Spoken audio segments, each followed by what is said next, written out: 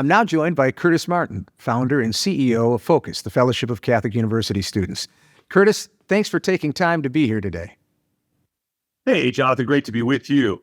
Always a delight to spend some time with you. We were together not too long ago in the eternal city of Rome. So great to be back with you. Oh, it's great. I'm sorry to interrupt your reading there. I couldn't help but notice what you had in front of you. Every day. Like a good night. No, it's great to see you, Curtis. Thanks for doing this.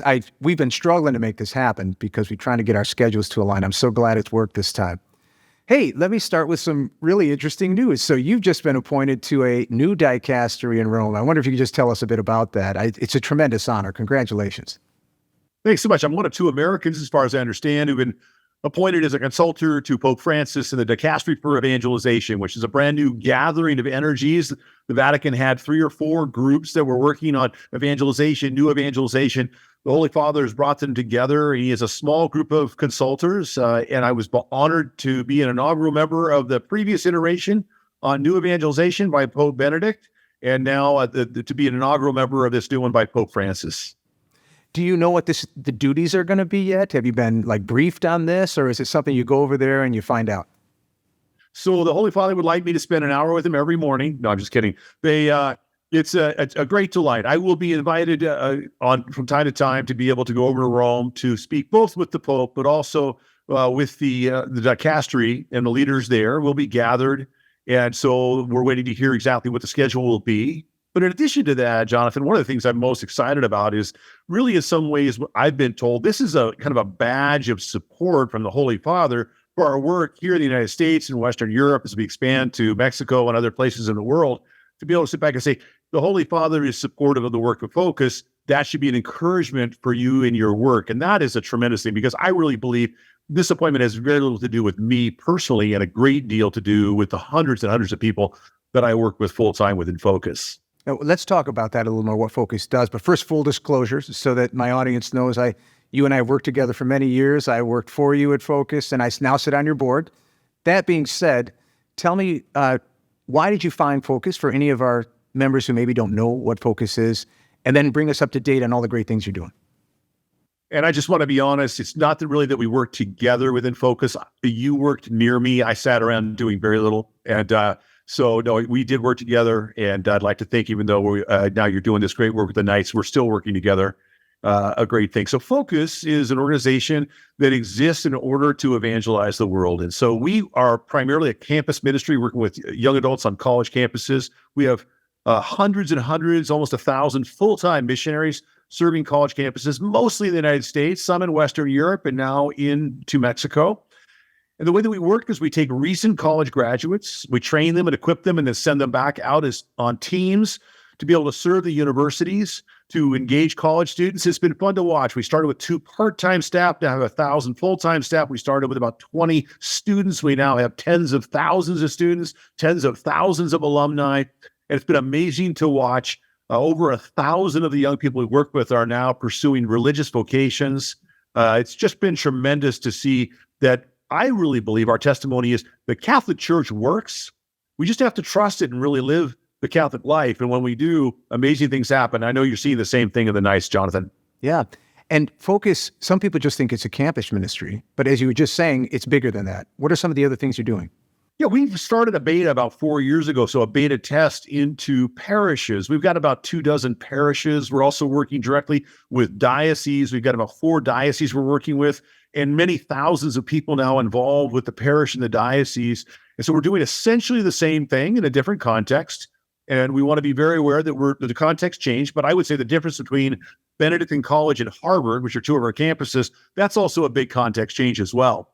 And so we're learning how to apply this method that we really believe Jesus shared with us in his words, but even more in his actions in the Gospels, to be able to reach people, not only so that they would come to faith, which is essential, which is necessary, but that they would come to faith and then they would come to fruitfulness, so that they not only would follow Christ, but they would actually lead others to do the same. And as you do that, you start off an exponential growth pattern where you pick the number, but 5 become 25, 25 become 125, 125 become 525. And you start to see this snowball of faith. And that's exactly what we've seen now. As we looked at our work over the last 25 years, it's our anniversary this year, We believe that we can show clear evidence that we've reached over 1 million people so far using this model. You've been also doing mission work. Now, where does that fit into the focus plan? Great question, and thank you. And I know you know a bunch about this. So we had some people come to us and said, hey, what if we went on an alternative spring break? Took a group of athletes down the Dominican Republic, college athletes, and they did a baseball camp for young students in the Dominican Republic. And so we started doing mission trips, taking college students during Christmas, spring break, and during the summer, and sending them to first, second, and third world locations. The folks that are on mission trip, it's kind of fun. They are coming and they understand we're a Catholic program. They hand us their cell phone, no cell phone for the time they're there, no social media. There's every day they're at Mass, every day they're at a holy hour, and then they're spending time with the folks they're serving, the poor, and they're serving them in whatever needs they have. We only go when we can work with other Catholic organizations that are already on the ground serving people in their needs. So we now have become, we've been told, I don't know this to be true, we've been told, the largest mission sending organization in North America, sending thousands of missionaries into first, second, and third world locations on an annual basis. And what we've seen is the college students go, and Jonathan, when they go, and you know this because you were here, when they come back, they've been changed. When they meet Christ in the poor, they realize that as first world people, they live a life that is filled with luxury and they've taken it for granted. And now all of a sudden they want to live differently. When they live life, sometimes without a cell phone for the first time in 10 years, these are 18-year-olds, they all of a sudden realize all the temptations on cell phone, I got to get away from that. And we're seeing life-changing experiences because of the mission trip. Now, this is all the activity you're doing, and it's great, and it seems to me Focus can do all kinds of activity, but the real secret of Focus and its potency comes from a vision for sharing the gospel and sharing the gospel in a way that anyone can do so that they can then learn how to share the gospel to others. I wonder if you could you have certain principles I know in Focus for sharing the gospel, and then actual practical training. I wonder if you could just tell us a bit about what's the secret to making this big, scary word evangelization doable by anybody? I would say we practice a three-step process that can be broken down into simple words: win, build, and send. We want to win people into friendship, both with ourselves, but also, and more importantly, with Christ. We want to build them up in their knowledge and the practice of the faith, and then we want to send them out so they can win other people. This starts the snowball. But I think the first step, before we do any of that, is that before you can win anybody else, you have to be one yourself.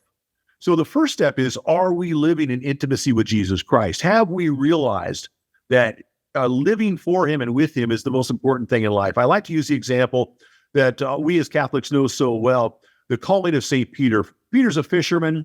He's working away. Jesus one morning comes over and says, can I stand in your boat and teach the people? And he goes, sure, whatever. He's washing his nets. And then at the end, he says, can we go out into the deep and fish?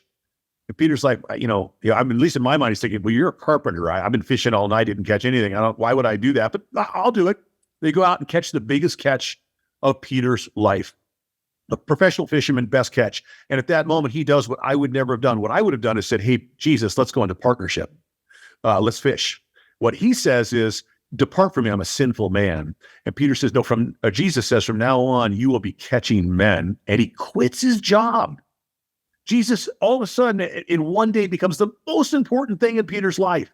And we want to recognize that whether it's Peter or it's Jonathan Reyes or Curtis Martin, Jesus Christ wants to make himself that real to every single person on earth in every generation. That's the win. Oh my goodness, you are the Lord, and I want to follow you. From that place, our missionaries are then able to live a life of sacramental life and a life of prayer that is the foundation stone to go out and win and build and send others. But you can't give what you don't have. And so it's really important that we allow God to give to us first. And you train it just practically, like, here's how you tell the story of your own conversion. Here is how you strike up a conversation. And these have proven to be very translatable skills. They're working in the parish and other venues. They do. And I think that, one of the things that changed in the 25 years is that we all know this. I mean, when you think about it, there were fathers and mothers sitting around campfires thousands of years ago. Mom and dad are illiterate. They don't know how to read, but they're still sharing stories with their children and their grandchildren. and that stories are captivating the hearts of people. Well, we as Catholics have access to the greatest stories in the history of the world. David and Goliath, Moses and the Red Sea, Jesus and the resurrection. And as we learn these stories and we begin to share them, well, we can teach people how to do that. But it really is amazing. It's teaching people how to tell these stories. It's a little bit like teaching fish how to swim. We were made for this. And so it's quite simple. As one of our priests said, Curtis, this isn't rocket science. No, not at all. It's the opposite of rocket science. There are very few people who are rocket scientists. Everybody's called to be a saint. And part of that is just living and then sharing the amazing adventure that Jesus Christ invites us to. As you and I were there last week in Rome, to be able to be at the footsteps of St. Paul outside the wall, the Apostle Paul buried there at St. Peter's in Rome, the Apostle Peter buried there. Unbelievable adventures. If these guys had not gone on adventures, no one would ever have heard of them. They wouldn't know who they are. These men changed the world because they entered into an adventure at the invitation of Jesus Christ. You and I believe, and I know that many, many Knights believe, Jesus Christ is inviting people into that kind of life-changing experience. Be a world changer, or what the church calls, be a saint. The invitation has never been more open and never more available than it is right now. You know, Curtis, I want to pick up on something you just said that I think is really important. You talked about handing on the faith, passing it to our children. You use that as a way of talking about evangelization. And one of the things that Focus has become quite knowledgeable about is actually dealing with young adults and younger people. And one of the things that we worry about a lot in the Knights and are certainly paying attention to is young men. And I wonder if you can just share some of the things that Focus is learning about dealing with young men, evangelizing young men, forming young men, what they need. You're all over on campuses. You yourself talk to young men all over the world. What are some insights in dealing with the young men who've been formed by today's culture? Many years ago, I was a young man. So, no, I speak as a longtime third-degree Knight, two brother Knights, grateful to the Knights of Columbus. I would say that what we share in common, now Focus is a men's and a women's program, side by side on college campuses and now in parishes, but all our formation, our small group formation is all men with men and women with women. And so I had a long conversation with you, Jonathan, to be able to sit back and talk about the great insights the Knights have. And I think the insights that God is now giving to Focus about this. And I really think that both the Knights and hopefully Focus are positioned right now at this time in history to be an extraordinary asset, because I really do believe, as we've talked, masculinity is not something you grow into. It's something that's imparted to you by the other men in your life, your father, your older brothers, your friends, and to be able to recognize that. And that's why a fraternal organization, the best in the world fraternal organization, the Knights of Columbus, is so perfectly positioned. We're a small organization compared to that, but we've been working with young men. And I would see this as a way of encouragement to the Knights. It's never been more effective, more fruitful than it is right now. We will hire more missionaries this year than ever before. We will add more campuses than ever before. We have more students involved in our program than ever before. We are hiring more men than ever before. The issue is that I think we have to recognize the culture is grinding men to a powder. There are two massive false understandings of men. One is that they're macho and you're going to blow stuff up and break stuff and you're strong, but you have no control. And the other one is that you're a wimp and that you're easy to mock because you're not very smart. And those are both lies from hell. The reality of the matter is that men are called to be great. Now, they have to become great, and they need other men in their lives to do so. And that's the key. In our program on campus of men working with men, we sent a male missionary out, actually a couple of them, and they're starting to work with a group of men, and they're investing in life. But on a very practical level, they don't get together and say, hey, let's get together and pray and go to the sacraments. We're going to get there, and we do. It is, let's go play ultimate frisbee. Let's go grab a pizza. Let's go on a hike. We find the things that they want to do that are moral, and we do those things. We find the things that we love, and we invite them to do that. And this is really imitating St. John Paul. As a young priest, he'd take young people hiking and fishing and kayaking. Go live life. This life is meant to be amazing. And in the midst of those friendships, now the time comes to talk and then to begin to practice prayer, learning about Christ, about the church's teachings, to be able to see this is amazing. Within that framework, I mean, the young people that the young Father Wojtyła invested in were in a great part responsible for the fall of the Iron Curtain. This is not something we do to make us nice and pleasant. This is something that Jesus did, that St. John Paul did, that you and I are supposed to do to change the world.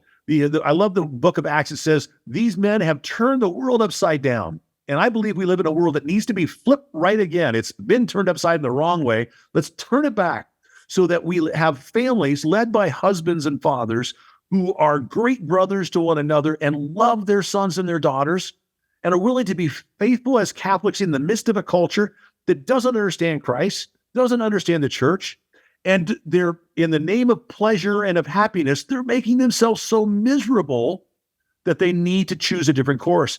We have the answer. The answer's always been the same. Jesus Christ said, I am the way, I am the truth, and I am the life. No one comes to the Father but through me. He is the answer to every one of life's questions. We need to be men who live that answer so we can share that answer. You bring up fathers. What can we say about fathers? A couple things. This is sort of the culmination of the male personality, is to be father, whether spiritual father or spiritual and physical father.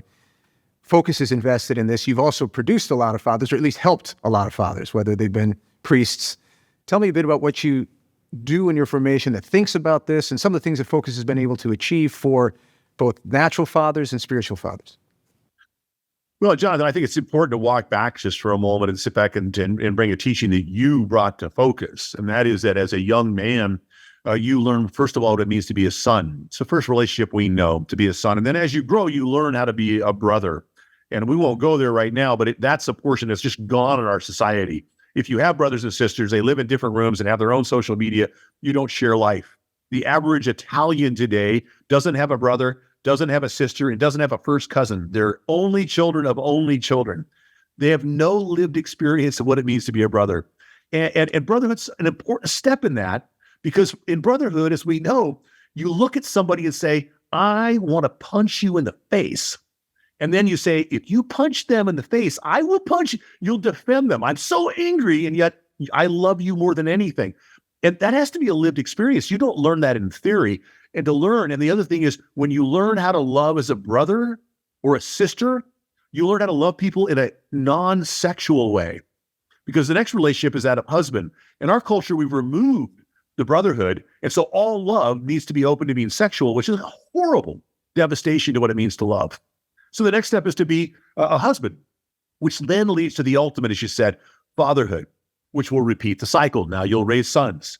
And to be able to sit back and say, fatherhood is in crisis, and that's not all bad news. In some ways, all earthly fathers are designed to fail because we're only pointing towards the Heavenly Father. But we don't have to fail horrendously. We can try really hard and do a great job. We'll still fall short. The expectations on a father and any child is amazing. I always like to share, I have a relationship with my mailman, but I don't get devastated when he's late with my mail. Whereas my father, I had a great earthly father, may he rest in peace, but the little things he didn't do well actually really got to me because my expectations were so high. God put that in us so that we could lead and then at the same time point towards our Heavenly Father. That being said, we need, in the midst of this culture, and the Knights of Columbus are positioned more than anybody else, I believe, to actually be able to facilitate this. We need a renewal of earthly fathers in a dramatic way. I would argue the biggest change, and Jonathan, you know this, the biggest change in the last 25 years in the young people we serve is that they are living the reality of broken families and broken homes and the woundedness of that in a way that was not the case 25 years ago. It was bad 25 years ago. It is the story today. And it leads to all the issues with regards to misunderstanding of gender and all of the big controversies today. But a lot is, I just don't know who I am or how to love. And in the midst of not knowing, I'm desperate for love and identity. And I don't have the true North Star of Jesus Christ and the Catholic Church. All of that can be restored by a dad who, even in the midst of his weakness, loves and gets involved in his children's lives. You know, I'm sure you hear this. I hear it when I speak. You probably hear it way more than I do. Inevitably, someone comes up to you and says, you know, I did everything right. You know, they're an older person. I did everything right. None of my kids or 3 of my kids are not practicing the faith. What encouragement do you give to them? Well, first of all, it's never over. And we don't know the journey. At a certain point in time, Mary Magdalene looked like she was a train wreck, but she is Saint Mary Magdalene. And don't give up.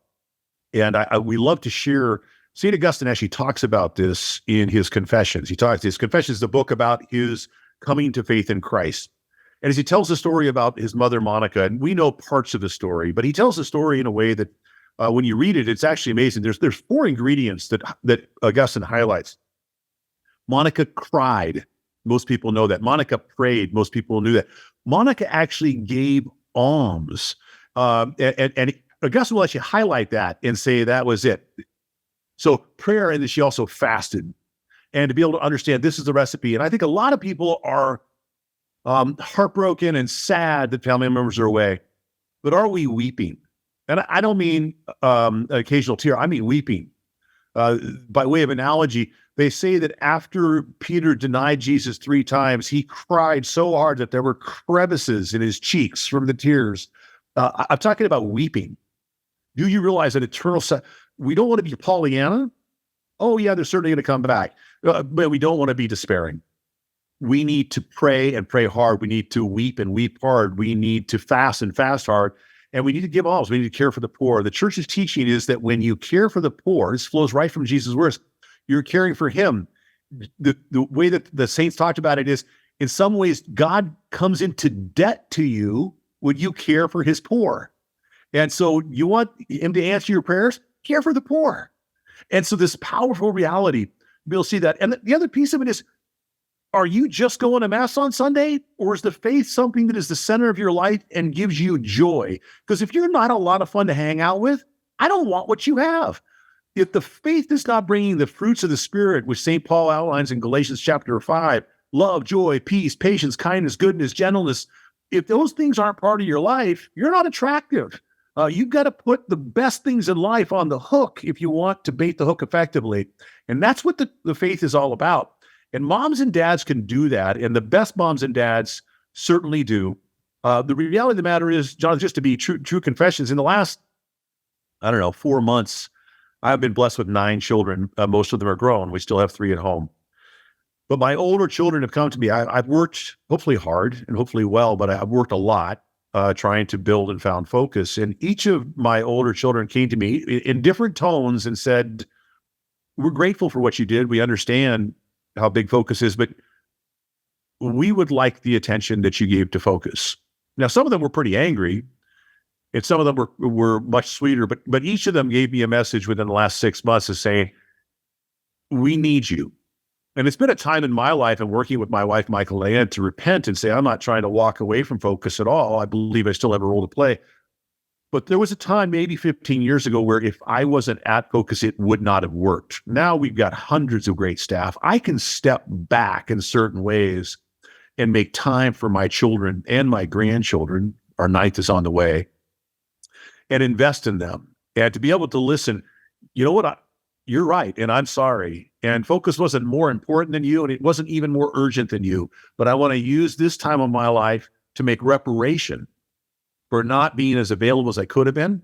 And maybe there's a lot of nights out there been busy building your career and doing important things and good things, but there's nothing more important than your children and your grandchildren. Whatever business you work for, I'd like to think focus is a big deal. Jonathan works for the Knights of Columbus. It's a big deal. But a billion years from now, nobody will know about focus or the Knights, but you will know about your family.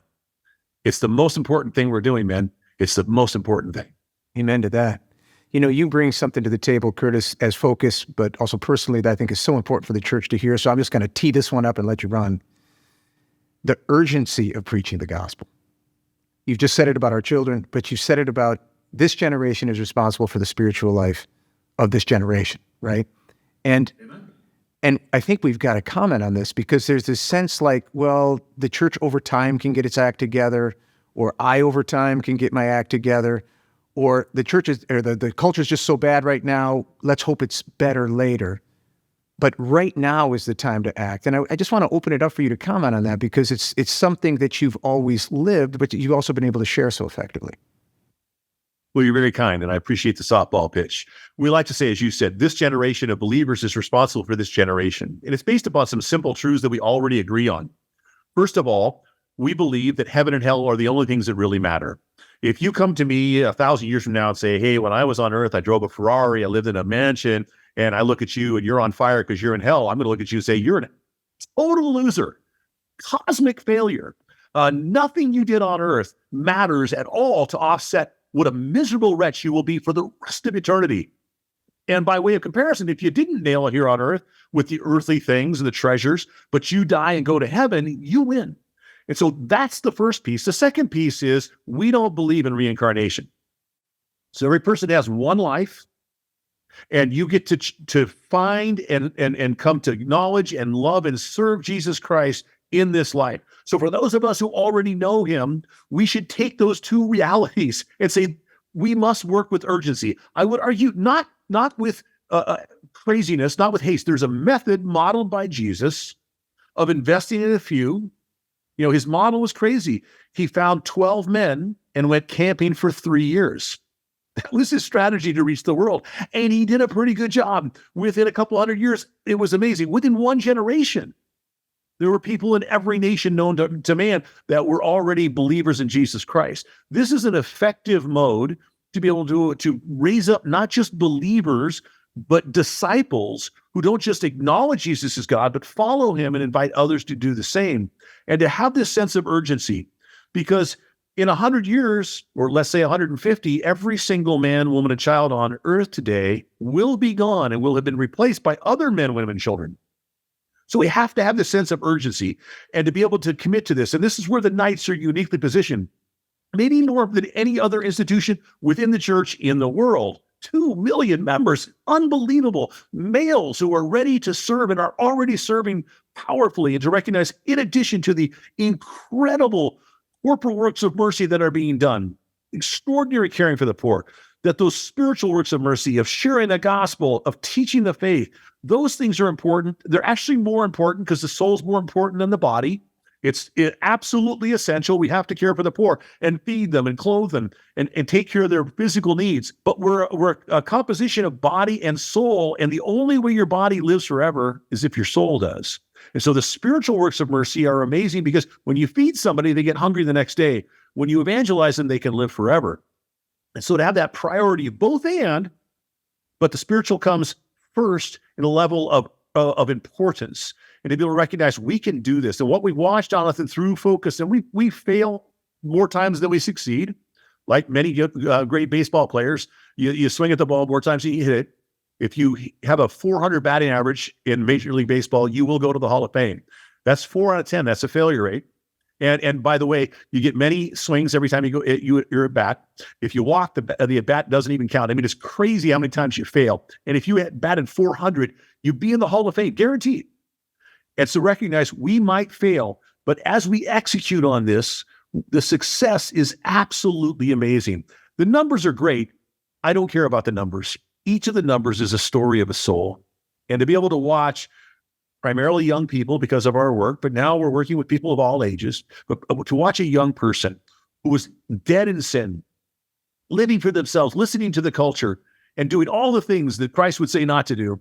And all of a sudden they realize that Jesus Christ loves them, wants to forgive them, and they turn their life around. That story is so extraordinary, and it shoots right into eternity. And I know that that's the heart of the leadership of the Knights of Columbus. I know that's the heart of Focus. And so we're very grateful for everything you do. I say that as somebody who works at Focus and has been a longtime Knight, and looking to you, somebody who used to work at Focus and now is one of the leaders of the Knights. It's an honor to be with you. Curtis, thank you so much for your words and for the time and for the encouragement, man. And God bless you, and I hope to get to see you soon. All right. God bless.